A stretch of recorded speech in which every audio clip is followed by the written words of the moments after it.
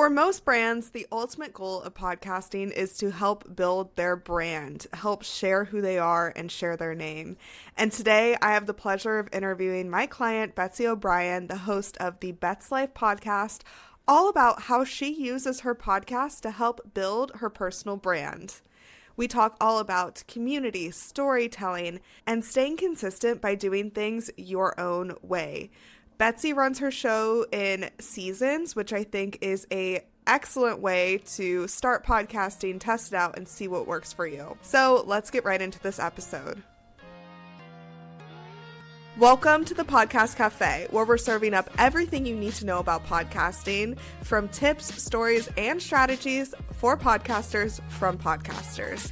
I'm your host, Haley Hayhurst, the founder of Espresso Podcast Production, a full-service podcast agency helping business owners, creatives, and thought leaders launch and grow their shows.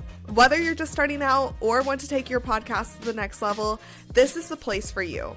Each week, we'll dive into practical tips, actionable strategies, and of course, stories from other podcasters so that you can build up a podcast that you love and that works for your business. So grab your coffee, get comfortable, and let's get started. Welcome to the Podcast Cafe.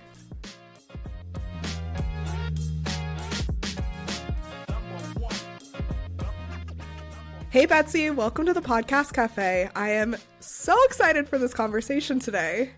Thank you for having me. I'm thrilled to be here, to be back talking to you. Yes, I know. We worked together. You know, you started your podcast with me about 2.5 or 3 years ago now, which is so crazy to think about. And I mean, I just love your episodes, your guests. So I'm excited to share that with the audience today. Thank you. You are obligated to listen to every episode, but I always enjoy when you email me, you're like, I really loved this one, or like, this was so fun. So yes, it's a pleasure to work with you. And also I feel like now, you know, we have a friendship too, I would say, and a camaraderie from working together for these past, since 2022. So yeah, it's nice to talk with you today. Yeah. Well, my first question that I'm asking all my guests, since we are in the Podcast Cafe, is what is your go-to coffee order?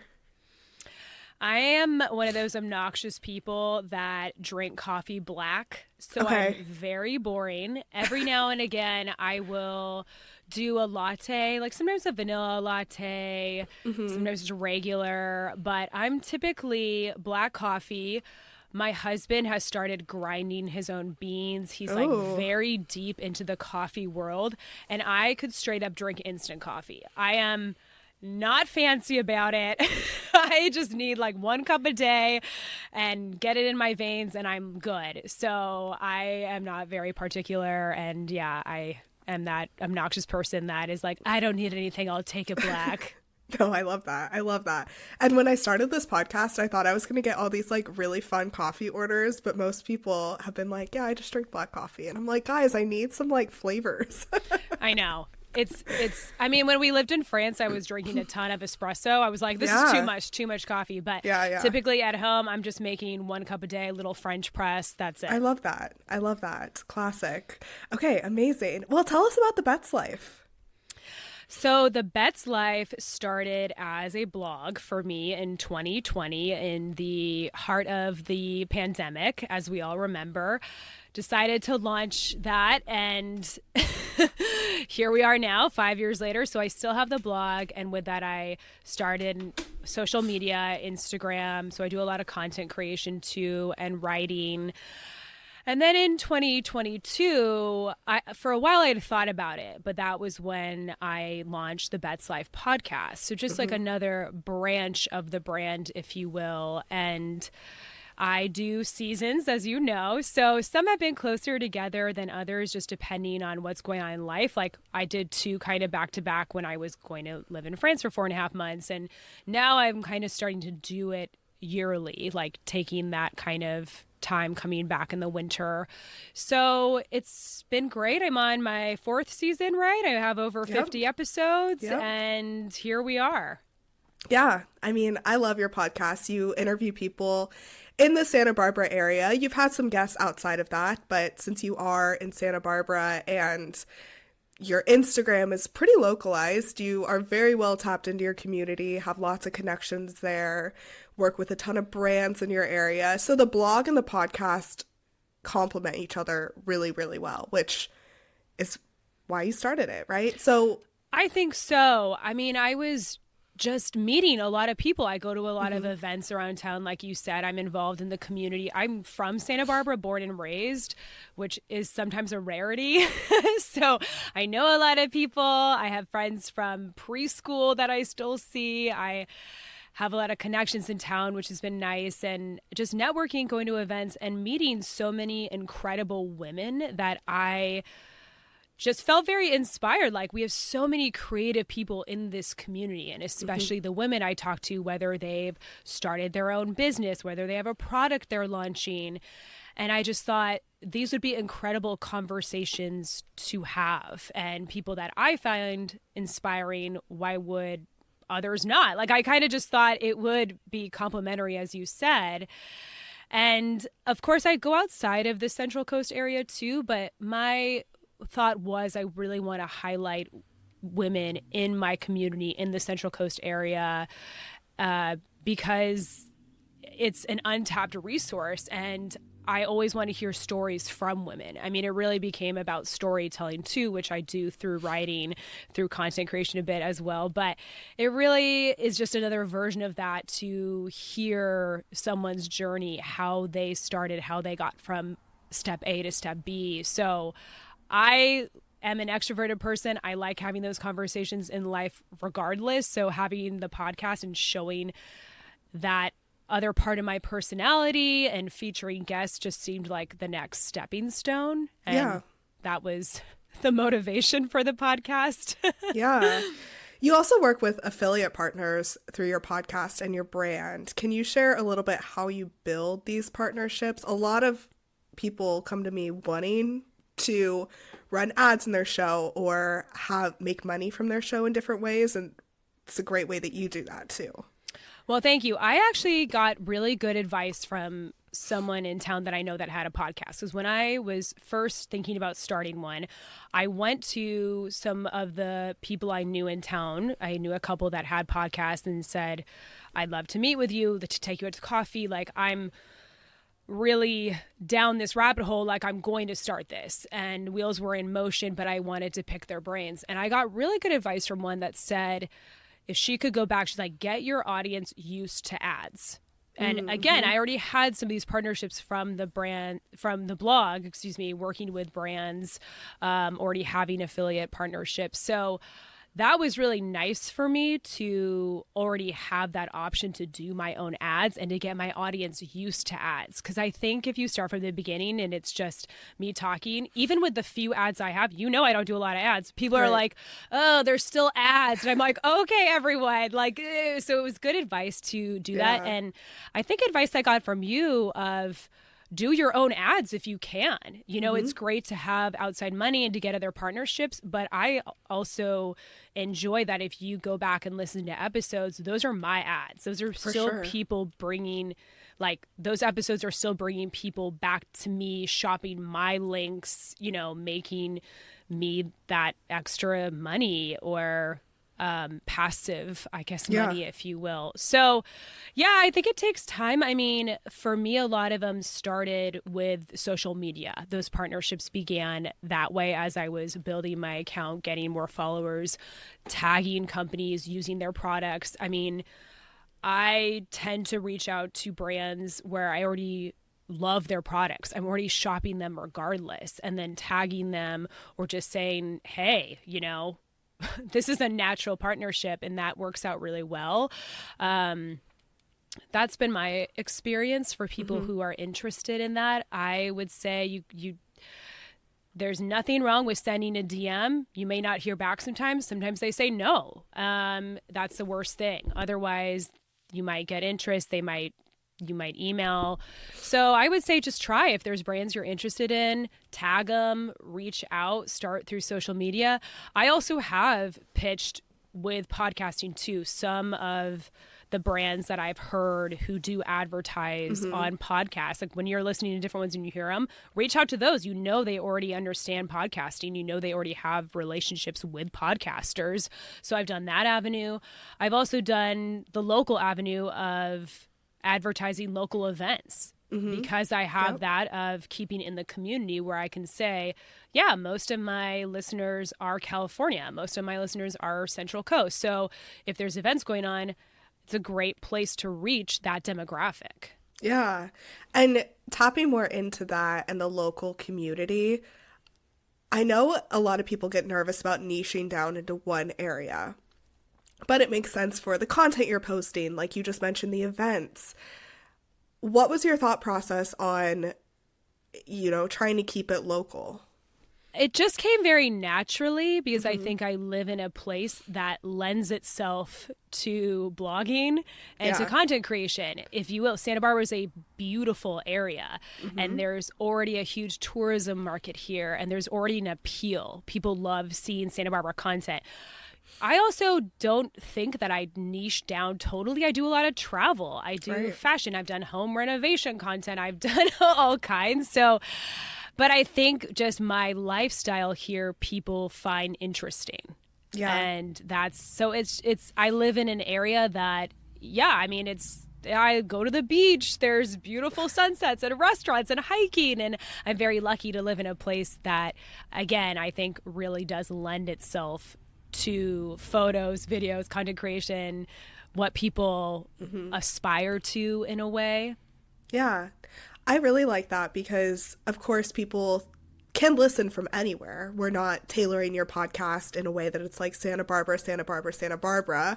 We use that language sometimes in the show notes or the titles or the guests that you have. Obviously, they're promoting it in the local area too.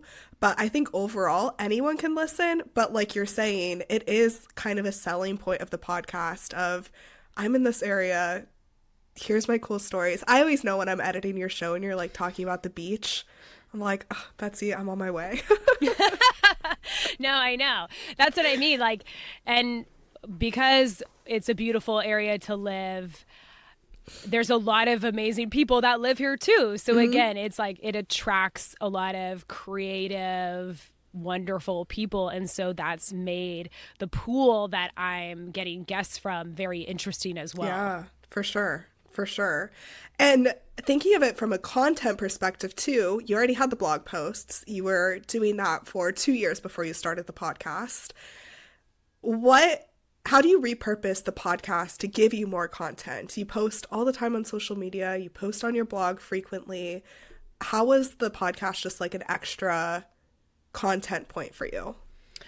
Well, something I really thought about when I wanted to start the podcast was, okay, with the blog, people are seeing photos, they're seeing videos. I make some funny content there. They get an aspect of my personality that way. And then I was doing a lot of writing. I have a lot of blog posts. I think I have like over 100 blog posts. So people can get an aspect of my personality through my writing. That's a different voice, right? So I had these aspects and facets of my character, I thought, or of my personality.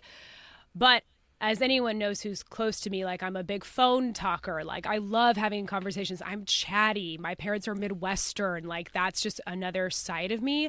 And I thought through audio, people could really get to know me too. Because pictures only tell so much. Writing only tells so much. And I thought this was kind of the next thing to really flesh out who I am as a person and who I am behind the brand, right? Like my whole brand, The Bets Life, is based on me. It's based on lifestyle. So that was the missing component for me, and something I've heard from my friends and people who know me well are like, when you started the podcast, it was so fun because I think people really get to know you in a different way through listening to your episodes, and especially through my solo episodes. As you know, I have one coming out where I answer the question that I ask all guests, how do you live your best life? And I did an entire episode that's coming out soon. And that was so fun. And I'm like, some people may not know a lot about me. Like they're still learning. I'm 4 seasons in and there's still more to give and learn. So it really was about building this whole picture. And I think it lends itself because people can find me, they can find the podcast through social media. They can find my social media through the podcast. They can find my website through, it's like an interconnection. Like everything is branched off in a way. So some people may find out about the podcast before they even find me on social media. Some people may find my writing. So I just feel like it's a different way to market yourself, essentially. Right. Or to have people, again, find what, and I know people out there who offer courses, who offer, any way you're getting people to find you and discover aspects of your business is fantastic. So it's just another avenue for that. Yeah. And like you mentioned, the solo episodes, and that solo episode will be up by the time this episode's out, so I'll put it in the show notes for people to listen. When I was editing that, I was cracking up because I was like, Betsy, all of these things I do too. I can tell we're both earth signs. I know, I love that. Yes, Virgo. I'm a Virgo. Yes, I'm a Taurus, so both earth signs. But speaking to those solo episodes, a lot of people get nervous about recording solo episodes. I know that when I first started doing solo episodes years ago, I would not look at the screen and it was just awkward. But in 2025, I've seen the shift of people buying differently. They want to connect with people differently. There used to be a time where someone could post on their story and make sales from their podcast, or build trust. And I think influencers still can do that with, shopping links and stuff like that. If it looks good on the influencer, they'll buy it. But there is a longer buying process now. So building trust with your audience through the solo episodes, I think is more important now than ever. So you do a guest episode and then a solo episode and flip back and forth throughout the whole season, which you said was 15-ish episodes. Mm-hmm. How do you plan the solo episodes? Because since you do just do seasons, you have a great opportunity to really curate it.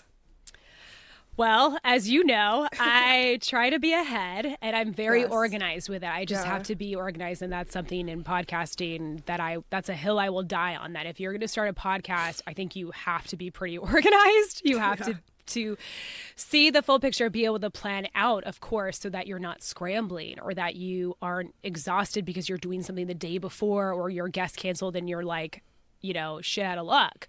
So I'm very organized. I plan out year round in my notes app on my phone. I keep a list. So I'll keep a list of solo episode ideas. Like if I'm thinking about something, I read an article and I'm like, oh, that would be great to talk about in the podcast. I'll write it down. Same thing with guests. All year round, if I'm out and about and I meet someone, I'm like, oh, let me write them down. When I'm going to reach out to guests, they would be a great option. So I'm always kind of thinking about it and keeping that list so that when I get to the season I'm starting to record, I already have some ideas. I'm not just sitting there trying to come up with something time after time. And the season works really well for me. As I've told you, I can never do 52 weeks. Other than you, and am a one-woman show, and it's just a lot to manage and take on, and it's 5 months of my life where this is the primary thing I'm working on with the podcast. So seasons for me, that has worked really well, and that's sustainable for me because I know that I can commit to an episode a week for 15 weeks. Yeah. I think the danger is when people start saying oh, I'm going to do 2 a month and then 1 a month and then 1 a quarter. You've seen it. It's a slippery slope. Oh, yeah. So that's what I can commit to. Okay, sorry to interrupt. I know Betsy's amazing. I'm so lucky to work with her. I just have to pop in here and talk about my new offer, which is called the Espresso Series. It is a 5 to 10 episode curated series where I help you bring a podcast to life that you don't have to run for the rest of your life. It could just stop at the 10 episodes. There's an audience that will trust you just by listening to you. There's an audience that loves reading. There's an audience that loves social media. But really, the trust happens when your business has a binge-worthy podcast. So if you want more details on the Espresso series, send me a message. Just send me the word espresso via email or on social media. All the links are in the show notes. And I would love to help you bring a podcast to life. Podcasting is incredible. and I want it to work for you. So that's why I'm so excited to be offering the Espresso series. I like that because I think consistency is what so many people struggle with. And you're right. They will start with, I have a client that does 8 episodes a month, okay, all year round. Wow. And she can do that because she has, like, that's just like the backbone of her business, really. But then I have other clients that can do 1 a month, and that's what's sustainable for them. Like 1 a month, 12 a year, like that's all they can do. There's no right or wrong in between. Of course, growth comes faster when you do more, but also growth comes when you're consistent. So the seasons, I think, is something that a lot of people should think about if podcasting feels intimidating to them, because, you know, you could have started and you could have loved it and you could have went, okay, I'm going to do this year round.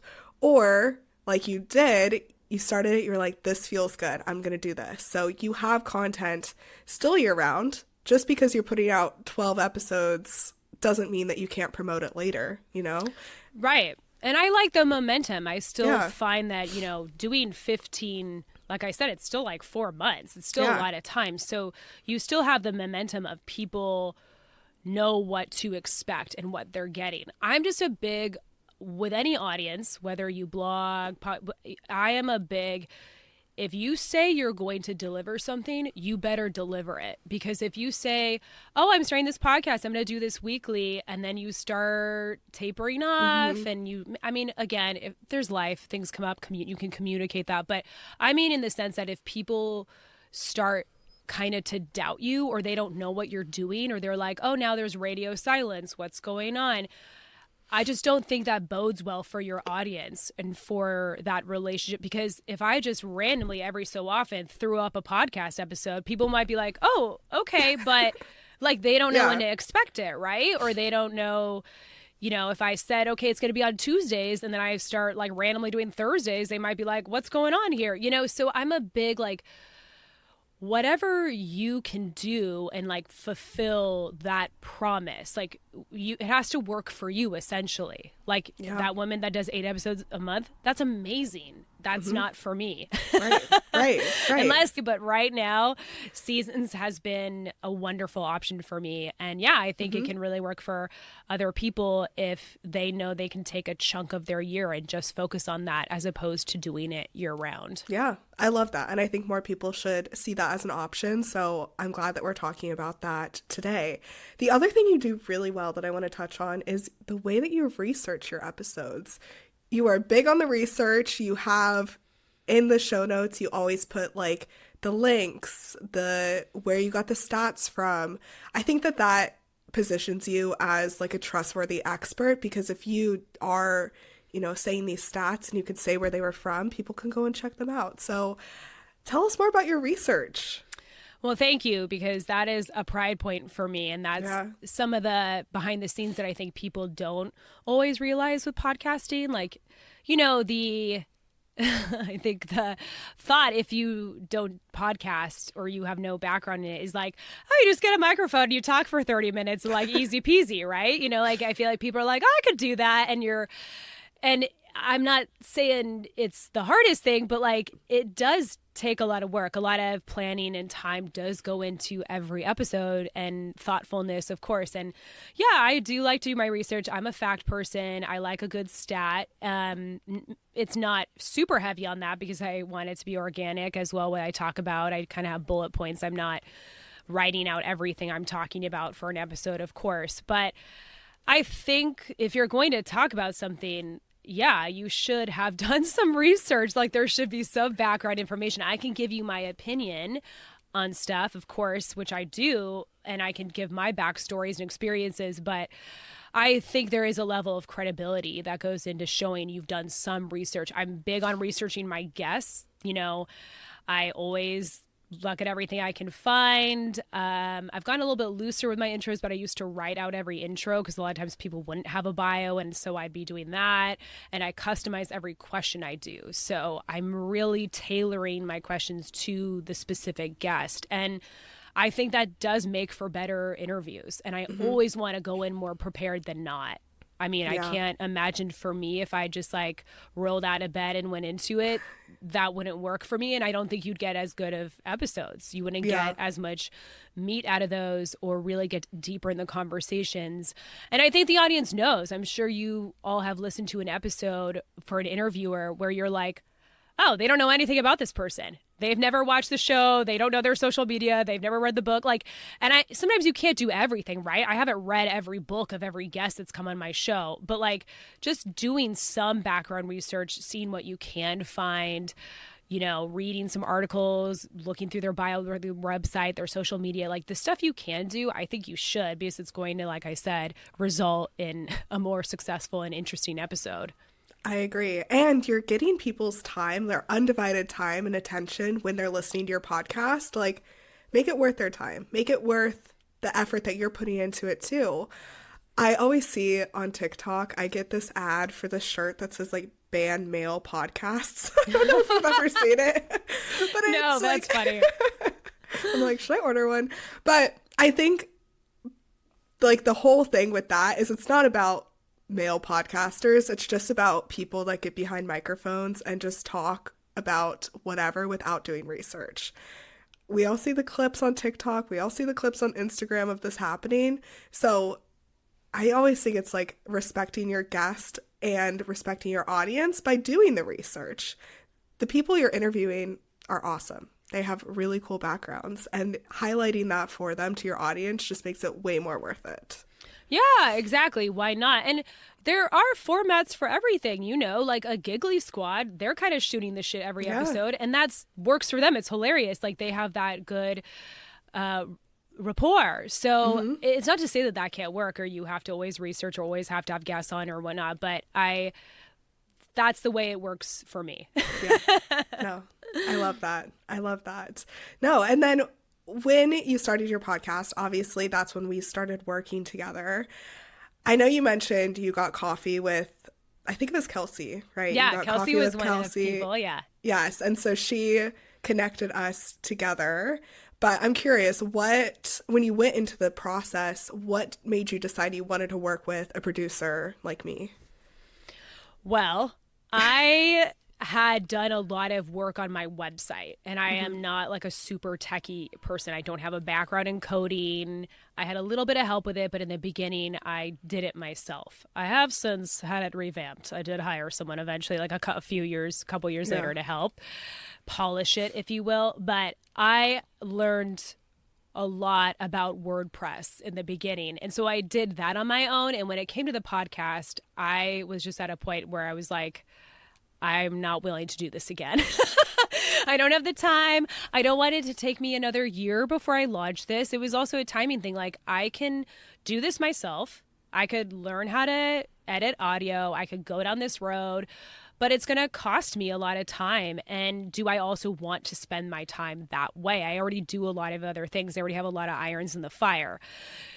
And some people, you know, hire out for their social media. I do all my social media myself. So I think there's always like, what do you like doing? What is in your control? What's worth your time? And what's worth your time to pay the money to hire someone? And for me, hiring you was like a no-brainer. And still is, because I don't want to do that part myself. I'm already doing the marketing, the recording, the scheduling. I'm already doing that on myself, like by myself. So getting you to put everything together for me, that you have that expertise in editing, just makes it so much easier on my end. And I also, to be honest, like having a third party at times too, because it's really nice. Like I can be like, hey, does that sound weird to you? Or like, do you think we should keep that in, or should we take that? And I like having your opinion that way too, as someone unbiased to the conversation. And even the clips you pull, you will select my reel clip that I use to market the podcast, which is so great. And I'm always interested in that, because I'm like, oh, I like that she's choosing the clip, and that's what she found interesting while she was editing it. So in a way, it's also because I do so much on my own, it's nice to have another person to bounce ideas off of or to have your input. And especially when you're starting out podcasting, it's really easy to be hung up on so many little things because you're going to feel cringy and you're going to just really think like, oh, how is everything going to be taken? Or I said that, or I stumbled on this. And I think it's nice to have another person like you to be like, nah, it's fine. Or like, yeah, that's not that big of a deal. Or like, I noticed it, but so it's nice to have that support too, and just someone who's a little outside of what you're doing to help you as well, if that makes sense. Yeah, totally. And I'm always happy to do that for you. I love your podcast. I think it's so fun. And it's so nice. Thank you. Yeah, no, but honestly, the guests you have are super interesting. Your solo episodes are very interesting too. So I always feel like it's a good balance of learning things and being entertained too. Well, I appreciate that. Thank you. Oh my gosh, of course. Before we get into my final few questions for you, is there anything else you want to share? I don't really think so. I mean, okay. I think it just keeps getting better. Yes. I don't know. I think you just, now that I'm on 4 seasons and over 50 episodes, like you just get more comfortable. I feel like I have reached my stride, so to speak. Mm-hmm. Like, I think that's my advice for anyone with a podcast or starting out. Like, your first season, your first few episodes, it's going to feel daunting and it's going to feel horrific to listen to your voice and the way you talk and some of the little filler words you say, all that. And my advice for anyone is just, it gets better and you'll get more comfortable and you'll find your stride, like I said, and you'll get more comfortable with guests. So there is a learning curve, and like anything, the more you do it, the better you're going to get at it. I know if I went back and listened to my early interviews, I'd probably be like, oh, I would notice things, or I would know like, oh, I can tell that I'm just like focused on steering the conversation, or I should have let them explain. But like, you're going to notice things you did in the beginning that you now hopefully don't do, or you've grown. And so that's my advice, because I think it is hard to start out. And I think people do have a lot of discomfort in the beginning. I know I did. I talk about how I would sweat through my clothes those beginning first few interviews, straight up. Like, I was so nervous. And it's nice at this point that I'm always a little nervous. I always, again, want to be prepared and want to be excited for the conversation and have my energy focused on that. But I'm not as nervous about messing up, or I don't know, like that I'm not going to get it, quote, right, that it needs to be perfect. Yeah, I love seeing that transformation from the beginning episodes to now. I always thought you were great at interviewing to begin with. Did you ever interview before the podcast? Did you ever have like for your blog or anything like that? No, I never did. I had done some article writing, like I did writing where I interviewed people, I guess, a bit with that, or wrote a piece based on interviewing, like, a restaurant or something like that. But no, I don't have any background in journalism. I don't have any interview specific skills. Yeah. No, I love that. But I am pretty good at having a conversation. And like I said, I enjoy talking to people. I'm even one of those people that can deal with small talk, So I think for me, it wasn't that scary in that regard to start a podcast. Like, I'm like, Betsy, you know how to have a conversation. Mm-hmm. I'm pretty quick on my feet. I think I have a good sense of humor. I'm not super duper sensitive. Like, I think able to have a pretty well-rounded conversation. So I think that lends itself as well. Absolutely. No, I can also have small talk. I know people hate it, but I'm like, I'd rather have small talk than sit in silence, honestly. No, and we were so funny. One time with a few of my girlfriends, everyone was going around and people were just like, oh, I hate small talk. Like, I had to go to this event and I'm like, I can't do it all. And everyone agreed. Everyone was like, I know, I hate it. I can't stand it. And it got to me and everyone looked at me and I was like, yeah, I'm okay with it. And everyone was like, oh, yeah, of course you are. Like, you're fine. It was so funny because I realized I'm like, no, I don't have this aversion to that like a lot of other people do. So I guess that's helpful because I do a lot of social events. Totally. Totally. No, this has been so fun. So I have a couple questions for you left. This is my rapid fire section. I used to do a very long rapid fire section, but then I can't stop talking, so I had to shorten it. But my first one for you is, what was the first podcast that you listened to or had the most impact on your life? Okay, well, I feel like I really got involved with podcasting as a listener.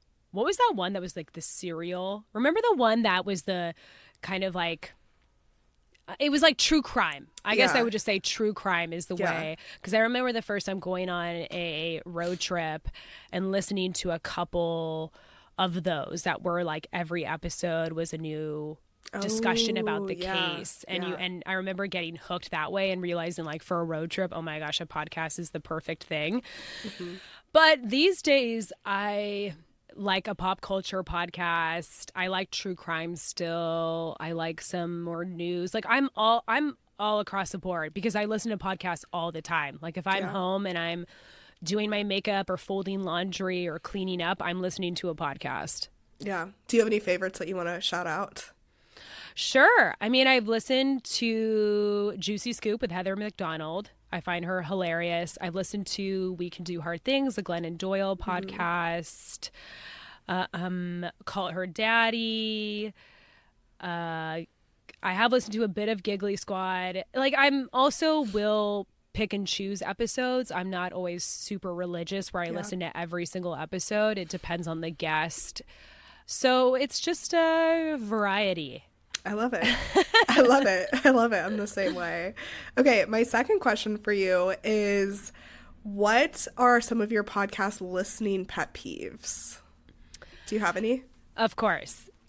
Yes. Like most people, when the audio is super, super grainy or horrible, where they're just, recording this in like a car or something or in a really open space. And I get, again, that life happens, and I have guests that I just try to tell them like what to do ahead of time to prepare for recording, and they show up and they're like, I don't know, really, like, they may not be super techie, or they may not know where their headphones are. They not, so I get it. Like, life happens, and you meet people where they're at, and you work it out. But I think sometimes I do like to have the best audio quality I can. Doesn't mean everyone needs to have a microphone, but if they do, amazing. But I think just limiting some of those outside noises and distractions, because we've all listened to podcasts where the audio is not great, or you can't really hear it, or the host and the guest are way off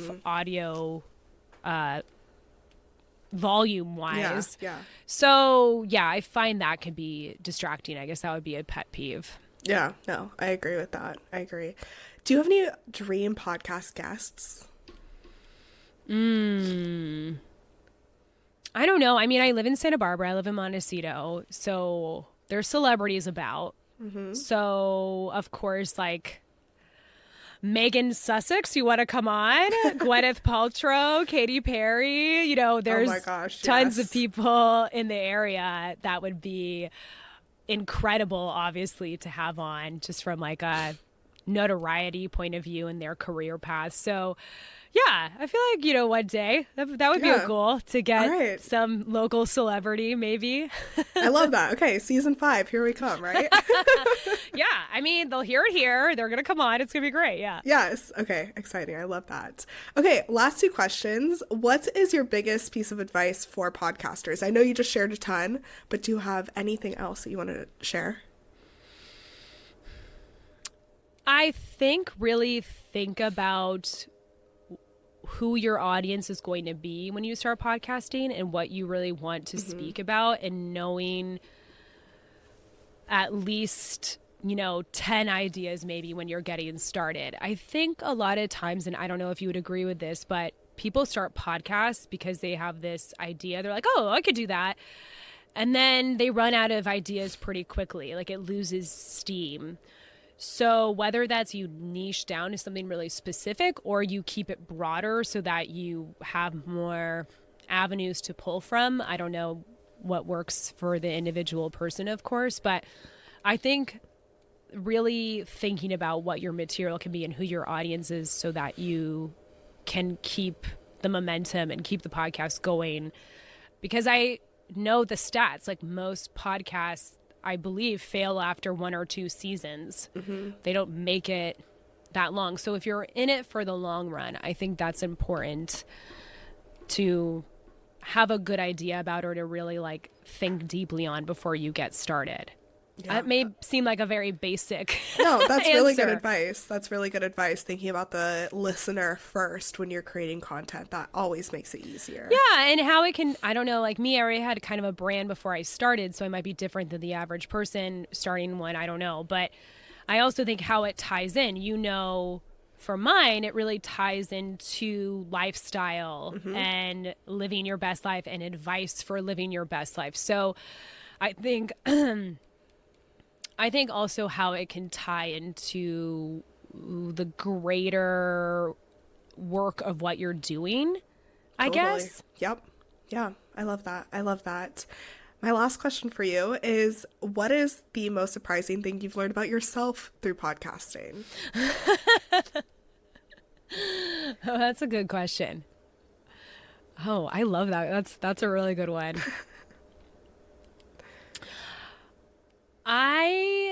What have I learned about myself? I feel like I have this pride in myself for doing it for this long, for getting to over 50 episodes. 50 was a very milestone number for me for some reason. I think just starting out, it was like, am I going to get to 50? Am I going to keep doing this? Or how many seasons am I going to do? And am I going to like this enough to keep doing if I want to keep doing this work? So I'm proud to still be here and doing this, and that people still like listening, and that I am gaining listeners. And I do think I am a good interviewer, and I get that feedback a lot. So I have some pride with that's always the best compliment, that after I get done with an interview, if the guest says like, wow, that was super easy, and that just flew by, and like that was just like having a conversation with a girlfriend or over coffee. Like those are always the best compliments I can get. And I think, again, because starting out I was nervous and maybe not super secure and like, who am I to do this? And I think getting to this point where I feel much more comfortable, and I do think I'm good at it, and I get that feedback, like that is the best for me. Like I said, that's the most wonderful compliment. And I've had that where guests who have been interviewed a lot have said like, this is one of the best interviews I've done. This was such a great experience, and like I loved coming on your podcast. And at the end of the day, that's all I ever want. I only want an environment where someone comes on the podcast and feels comfortable and feels like we're having a really fantastic conversation. Yeah. And a meaningful conversation. So I love that. I guess that's like a pat on the back for me, I guess. Yes. I love it. Go Betsy. Yeah. Okay, Betsy, this has been so much fun. What's next for you? What's coming up? How can people come and connect with you and support you? What's going on in your life? Well, come check out the Bets Life podcast. Follow me on Instagram at the Bets Life. Visit my website, read my writing, thebetslife.com. Come on by. I love it. All right, I'll put all of your links in the show notes. But Betsy, this was so much fun. It's always so fun to connect with, my clients in an interview, because we're always working behind the scenes together over email, and it's fun just to catch up and have conversations. I feel like these just like make me so happy and fill up my cup. Yay! Well, I'm so grateful for you, and working with you is such a pleasure. It's so easy, and you're so great at communicating, which I appreciate. So highly recommend. Oh, well, thank you. Thank you so much for joining me in the Podcast Cafe. I hope you're leaving with fresh ideas and inspiration to take your podcast to the next level. Remember, podcasting is a journey, and you don't have to do it alone. I'm here to help you every step of the way.